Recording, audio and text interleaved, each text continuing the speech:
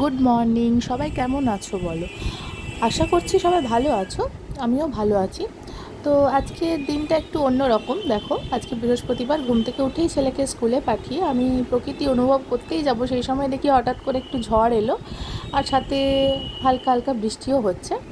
এদিকে আমি গাছে একটু জল দিতে চলে গেলাম প্রতিদিনের মতোই। গাছে জল দেওয়ার পরে আমি একটু জলখাবার বানাবো। আজকে আমি ঠিক করেছি, আজকে আমি সবার জন্য চিল্লা বানাবো, যেটা আমি আমার ছেলেকে অলরেডি টিফিনে দিয়ে দিয়েছি।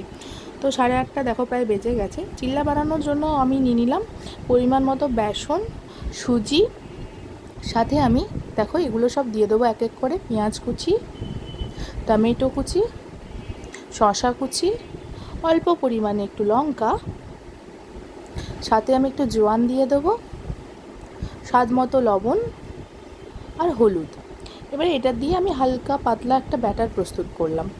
তো ব্যাটারটা হয়ে যাওয়ার পরে আমি এদিকে গ্যাসে একটু তেল দিয়ে দেওয়ার পরে এরপরে আমি এই ব্যাটারটা এখানে দিয়ে দেবো।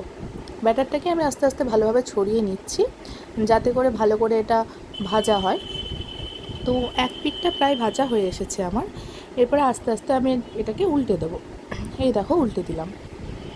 তো এরকম করে তোমরা এপাশ ওপাশ উল্টে করতে পারো। আবার আমি আরেকটা চিল্লা বানাচ্ছি সেম প্রসেসে। আমি ব্যাটারটা দিলাম, ব্যাটারটা যতটা পাতলা তোমরা করতে পারো ততটা করবে। ব্যাটারটা দিয়ে আমি এবারে আস্তে আস্তে ওটাকে ছড়িয়ে নিয়ে এপাশ ওপাশ করে ভেজে নেব সেম প্রসেসে।